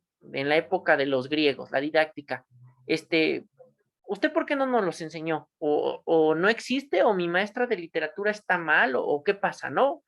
Y yo les decía, a ver, tomen en cuenta, chicos, que pues yo no tengo todo el tiempo que su maestra de literatura tiene para enseñarles todo, ¿no? Todo lo que yo quisiera. Entonces yo les tengo que enseñar exclusivamente lo que va a venir en el examen de admisión. Y ya le dije a esta chica, efectivamente, hay una subcorriente literaria de los griegos que se llama la didáctica, pero la didáctica no viene en el examen de admisión, entonces por eso yo no la enseño, ¿no? Porque a mí apenas me da tiempo de enseñar todo lo que debo de enseñar. Entonces, ahora sí, no me enredo más. Lo que quería decir con esto es que todas las que voy a ver hay más corrientes, ¿no? O sea, si ustedes me dicen, maestro, es que yo en la prepa vi una corriente que se llama el churrigueresco. Pues sí, existe el churrigueresco. Ajá. Vi una corriente que se llama estridentismo. También existe el estridentismo. Pero como no viene en el examen, no la repaso, ¿no? Entonces, ¿cuáles son las que vienen en el examen? Las que tuvieron más repercusión en la historia, las más importantes. Es decir, el Renacimiento tuvo mucha importancia y no solo en la literatura. Seguramente el Renacimiento se los han enseñado en sus prepas en clase de historia, porque históricamente también fue un movimiento importantísimo, ¿no? Entonces, el Renacimiento viene después de la época medieval y viene de la idea de que en la época medieval, la iglesia que estaba en la cima de todo, pues hacía que las ideas de la gente permanecieran muertas, ¿no? Las mataba, por así decirlo. ¿Por qué? Pues porque la iglesia lo único que le importaba, pues era la difusión de la religión, no le importaba el conocimiento, ¿no? Digamos que la iglesia fue el gran villano de la época medieval, ¿vale? Si oyen un gatito es porque quiere comer por ahí, pero como no es mío, ya le di comer y no deja de venir a pedir comida. Entonces, se conoce como literatura renacentista toda aquella literatura producida en el contexto del Renacimiento europeo. Acuérdense, Renacimiento igual a Europa. Ahí nace, ahí se desarrolla, obviamente se extiende por más partes del mundo, pero su énfasis está en Europa. Va de un periodo de tiempo que abarca los siglos XV y XVI aproximadamente. La principal característica de la literatura renacentista, es el regreso a la cultura clásica grecolatina. Hoy, fíjense, aquí no nos vayamos a confundir, porque hoy el Renacimiento es considerado literatura clásica, pero en la época del Renacimiento, pues el Renacimiento, ellos no decían, nosotros somos antiguos, ajá. Ellos en el presente eran modernos, ¿no? O sea, para nosotros los renacentistas son antiguos, pero para ellos mismos no eran antiguos. Entonces, para ellos, los clásicos solamente eran los griegos y los romanos. Y los renacentistas despreciaban a los medievales, no porque fueran malos, sino porque en realidad, como les digo, la literatura medieval sufrió mucho durante el medievo gracias a la iglesia, la opresión de la Santa Inquisición, ¿vale? Ok, que se experimenta en todo el campo de las artes, el pensamiento y la filosofía europea. Es decir, hubo una ebullición, como durante un milenio la cultura estuvo reprimida, cuando renace la cultura, pues renace con toda la fuerza y no solo en la literatura, sino en la escultura, en la pintura, en la filosofía, en las artes, en el pensamiento en general. Ok, el Renacimiento revaloriza el humanismo, relativamente dejado de lado durante la Edad Media. Constituye así un renacimiento cultural. De ahí el nombre con que se le conoce a esta época. Entonces, acuérdense que el humanismo fue una parte importante del Renacimiento. Entonces, esto es parte de sus clases de historia, pero de todas maneras les explico un poco, y es que antes del Renacimiento no existía el concepto de humano, de ser humano. Ajá. Existía el concepto de hombre como especie animal, pero de ser humano no. Es decir, hay una diferencia entre hombre y humano. El hombre es una especie animal, el humano es aquel hombre que está humanizado, es decir, que tiene la característica del humanismo. ¿Qué es el humanismo? Pues todos aquellos rasgos, chicos, que nos diferencian de los animales, ¿no?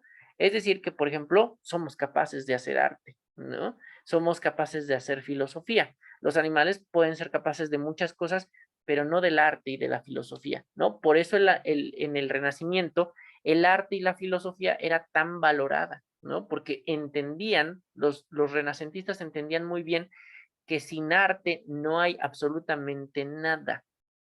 Es decir, sin arte, sin filosofía, no hay nada que nos diferencie de los animales. Ajá. Italia fue el centro de cultura en que se originó el movimiento renacentista, que luego se propagaría por toda Europa, ¿vale? Es decir, ahí nace, en Italia. Conviene apuntar, y este es un dato bien importante, que en la difusión de las ideas del Renacimiento participó como hecho clave la invención de la imprenta hacia 1440 por Gutenberg, ¿vale? Y es que esto va a ser importantísimo, esto va a ser un hecho no solo histórico importante, sino literariamente muy importante, la imprenta. ¿Por qué? Porque ahora se podían imprimir libros en masa, es decir, hoy en día un tiraje de Harry Potter puede tener 500,000 ejemplares y esos 500,000 ejemplares salen de una semana a la otra, ¿no? Antes de la imprenta de Gutenberg, los libros, pues había libros que solamente había un ejemplar de ese libro, ¿no? Y si tú querías un ejemplar, tenías que mandar a pagarle a un escribano que te lo reescribiera, ¿no? Porque no existían las máquinas de escribir, no existía la imprenta, nada de eso, ¿no? Y con la imprenta, pues a lo mejor no se pueden hacer 500,000 como hoy en día, porque hoy en día las imprentas son poderosísimas, pero sí a lo mejor podían hacerse 20 ejemplares de un libro en un mes, ¿no? Y eso ya era increíble, ¿no? O sea, hay una historia de un rey, es que esta historia, no me acuerdo cómo se llamaba el rey, pero es la historia de un rey que quería leer un libro sagrado, no me acuerdo cuál era, la Biblia, no sé, pero ustedes saben que los libros sagrados, el Torah, el Corán, la Biblia, son libros así chonchos, muy gordos, ¿no? Y entonces, manda a un escribano a que le escriba, vamos a decir que la Biblia, ¿no? A que le escriba la Biblia, y entonces el escribano, que era muy bueno, ¿no? Porque aparte la tenía que traducir al idioma, ¿no? O sea, la Biblia estaba, no sé, en latín, y el rey quería que se la transcribieran a griego, por ejemplo, ¿no?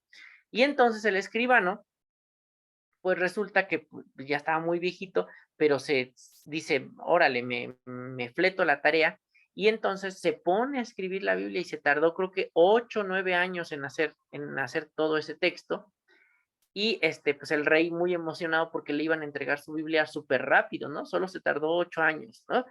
Y resulta que pues ya el escribano va todo feliz a entregar la Biblia, pero para esto pues la va a mandar por correo, pero los correos de antes pues eran en barco, ¿no?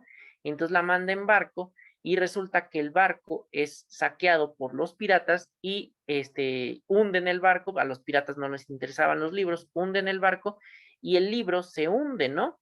Y entonces resulta que el rey se entera, ¿no? Y le manda un mensaje al escribano y le dice, mira, ¿qué crees? Que se hundió el barco, ¿me puedes volver a escribir la Biblia, no? Por favor, ¿no? Y pues el escribano prácticamente le dio un paro cardíaco y se murió de la impresión, ¿no? O sea, imagínense el trabajo de 8 años, ¿no? Trabajando 8 horas diarias y decir, no, pues no valió para nada, pues no, o sea, es horrible, ¿no?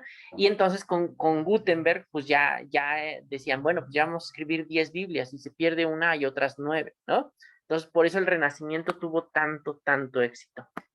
Ahora, los temas de la literatura renacentista son el amor, la naturaleza, la mitología, ¿vale? El amor fue así, sobre todo, o sea, el amor fue lo más importante en el Renacimiento, ¿no? Sobre todo por la poesía, ¿no?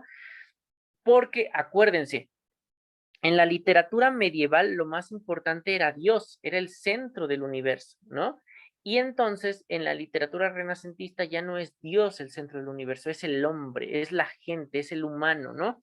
Pero como la mayoría de escritores eran hombres, pues el eje central era el hombre, pero específicamente el hombre en versión femenina, ¿no? La mujer, ¿no? La naturaleza fue idealizada por su esplendor y la magnitud de su obra sobre el mundo, ¿no? O sea, como ya no existía Dios, por así decirlo, o se rechazaba un poco la idea de Dios, pues entonces los renacentistas decían, bueno, entonces si no hay Dios, ¿qué es lo equivalente a Dios, no? Y los renacentistas se contestaron que la naturaleza, porque la naturaleza es poderosa, la naturaleza es sabia, la naturaleza ha estado siempre aquí, ¿no? Entonces la naturaleza era lo equivalente a Dios. La mitología, ¿por qué? Pues porque acuérdense que quieren volver a los griegos y a los romanos, y los griegos y los romanos, pues eran escritores de mitología, ¿no? Y la razón y sus posibilidades. ¿Por qué? Porque antes no existía la razón. Es decir, para todo aquello que la iglesia no podía explicar, decían, es que no tiene explicación, tú solo tienes que tener fe. Y de hecho la idea de la fe es una idea muy inteligente por parte de la iglesia, porque hoy en día la iglesia sigue sin poder explicar un montón de cosas, ¿no? Y la iglesia muy inteligentemente les llama misterios. Y entonces, como no puede explicar los misterios de Dios, pues le dice a la gente, pues es que no necesitas explicarlo, necesitas tener fe, ¿no? Hombre de poca fe le llaman, ¿no? Entonces, por eso la iglesia, digamos que fue un organismo tan importante, porque sabía muy bien cómo decirlo, cómo controlar a la gente. Ahora, los principales representantes del Renacimiento son los siguientes. Petrarca, ajá. Ay, abrí mi calendario, perdón. Petrarca, al igual que Dante, este autor es un puente entre la literatura medieval y el Renacimiento. Acuérdense que Dante es el último autor del medioevo y el primero del Renacimiento. Ya les había yo comentado que a veces a Dante se le considera renacentista y otras veces se le considera medieval. ¿Quién tiene la razón? Ninguno. Dante era de ambas cosas, era tanto medieval como renacentista, ¿no? Igual que Petrarca. Su influencia en autores posteriores lo vuelve un pilar fundamental del pensamiento renacentista, con una concepción humanista de la poesía. Su estilo particular dio pie a una subcorriente llamada el petrarquismo, ¿no? Su obra principal en lengua vulgar, cuando decimos lengua vulgar, chicos, no quiere decir que diga groserías ni nada, ¿no? Acuérdense que en esa época teníamos las lenguas cultas, que era el griego y el latín, o el romano, como quieren llamar, el latín. Entonces, estas eran las lenguas como de la gente inteligente, de la gente estudiada, de la gente culta, ¿no? Y existían las lenguas vulgares, que eran todas las variantes del griego y el latín. ¿Cuáles eran las lenguas vulgares? El italiano, el francés, el español, todas las lenguas que son las lenguas llamadas grecolatinas, todas esas eran llamadas en ese tiempo vulgares, ¿no? Entonces Petrarca pues escribía, si no me equivoco, en italiano. Entonces su obra más importante es Cancionero, que es publicada con el nombre de Rime in Vita, Rime in Morte de Madonna Laura, y que fue ampliado en el transcurso de los años. El segundo autor importante del Renacimiento es Pierre de Ronsard. Se le conoció como el príncipe de los poetas y poeta de los príncipes de Francia, y lideró, junto al también poeta Joachim du Bellay, el grupo poético del Renacimiento francés conocido como la Pléyade, siendo el miembro más representativo. Muestra una fuerte influencia de Petrarca y del platonismo. Acuérdense que como los renacentistas quieren volver a los ideales de las culturas clásicas, pues volvieron a leer a todos estos filósofos platonistas, ¿vale? Entre sus obras destacan odas, amores, himnos, la Franciada y sonetos para Helena. Y el último, bueno, no sé si es el último, a ver. No, faltan dos. Y los dos últimos son los más importantes, ¿vale? Estos son, pero importantísimos. Yo diría que son los que más probablemente vengan en el examen de admisión si les preguntan del Renacimiento. No quiere decir que Imagínense, si les preguntaran de cada corriente, pues en 8 preguntas, pues ya se acabaría todo el examen, ¿no? Entonces, solamente van a venir unas 3 preguntas de corrientes literarias, ¿no? Y puede puede tocarles cualquiera de todas estas, ¿no? Entonces, el tercer autor del Renacimiento es Giovanni Boccaccio, ¿no? Es uno de los padres, junto con Dante y Petrarca, de la literatura en italiano. Compuso también varias obras en latín. Destacan Genealogía Deorum Gentilium, De Casabis Virorum Illustratium, y digamos que la obra por la que se volvió tan importante es por el Decamerón. Ajá, entonces, si les preguntan de Giovanni Boccaccio, les van a preguntar de el Decamerón. Entonces, les explico. Giovanni Boccaccio era un escritor que le tocó un poco vivir una pandemia, ¿no? Vivió el final de una pandemia. Y entonces, acuérdense, que pues en el mundo han existido pocas pandemias.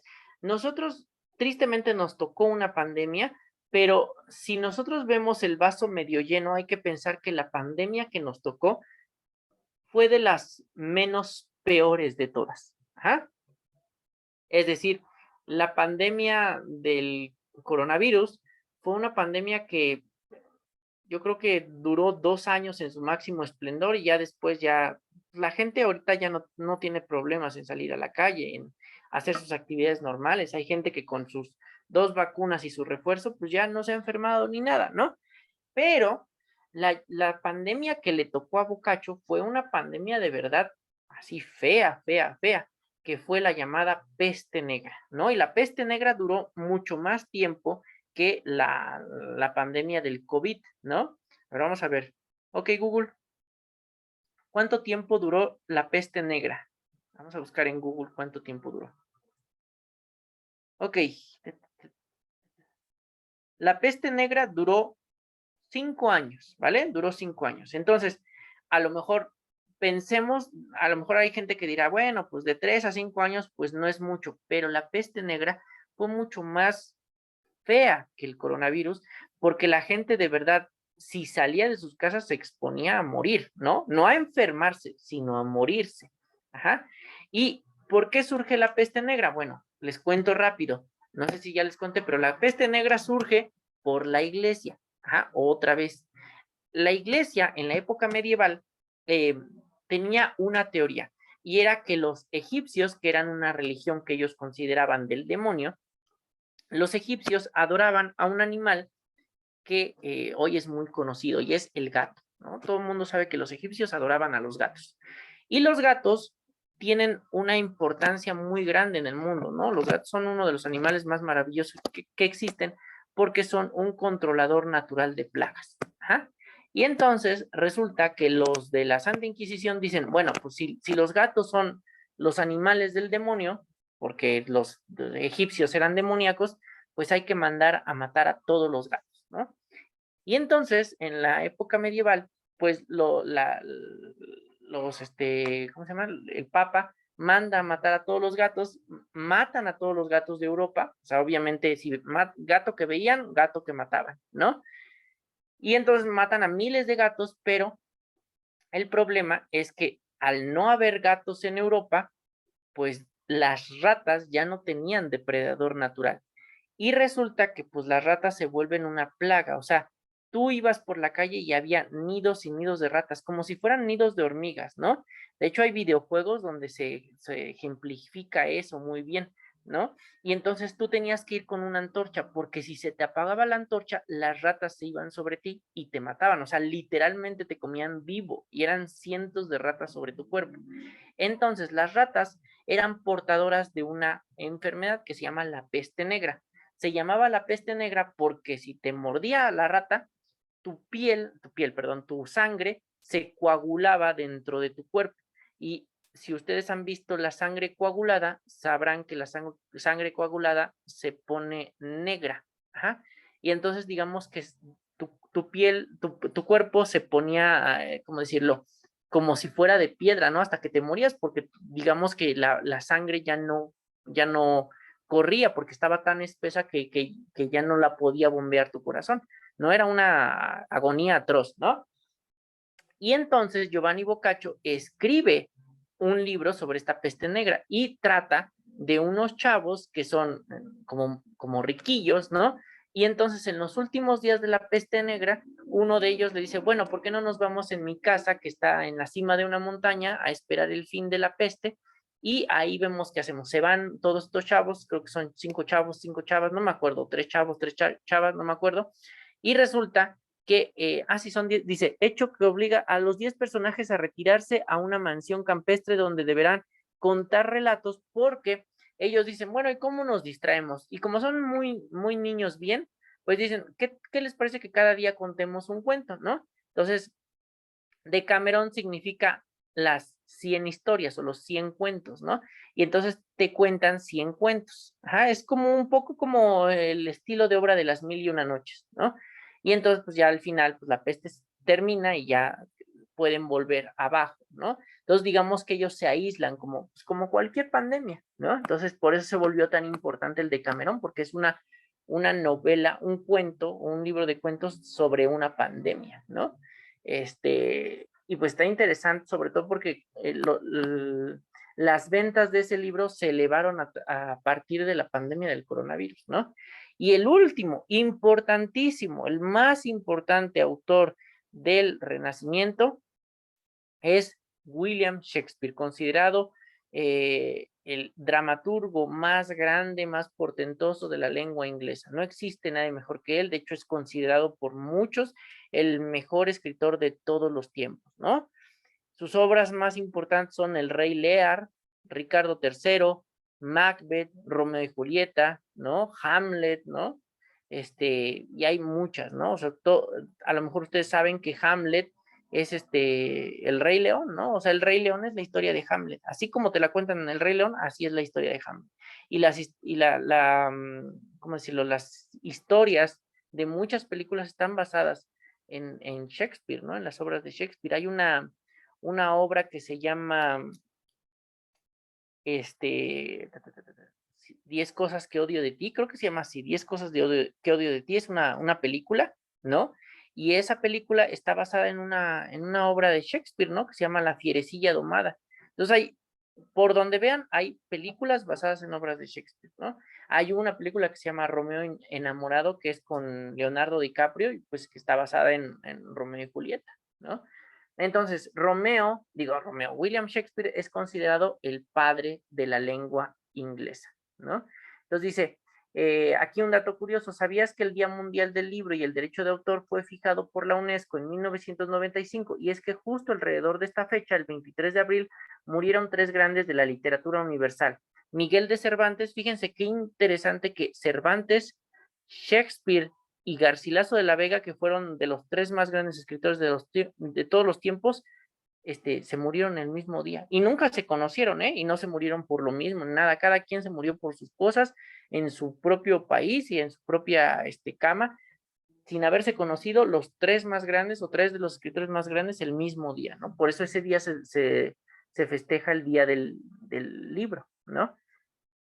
Entonces, lo que les quería decir es, primero que nada, ya están, según yo, ya están las grabaciones, bueno, sí, ya las subí, de las revisiones de los exámenes. Yo no sé si estén haciendo los exámenes, chicos, ¿vale? Eso ya es su responsabilidad, pero de verdad, aunque no hayan hecho los exámenes, revisen esos videos, dense un ratito para revisar esos videos, no solo por el esfuerzo que representa para todos los maestros hacerlos, sino porque, pues, están basados en exámenes reales, ¿no? En exámenes que han tenido que hacer alumnos de otros años. Entonces, creo que esas revisiones sirven tanto como estas clases, ¿no? Tanto o incluso más, ¿no? Porque ya es poner en práctica todo lo que estamos viendo.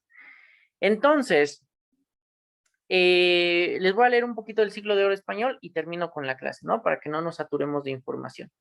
5. Siglo de oro español. El siglo de oro español fue un periodo de florecimiento, obviamente se le llama siglo de oro porque fue muy importante, porque todas las obras que se produjeron en este periodo, en este siglo, fueron oro puro, fueron bellísimas, ¿no?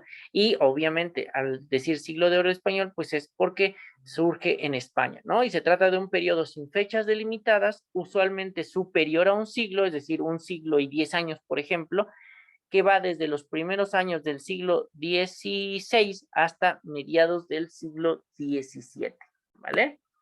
Entonces, solamente vamos a ver las principales características del siglo de oro y la siguiente clase nos vamos con los representantes.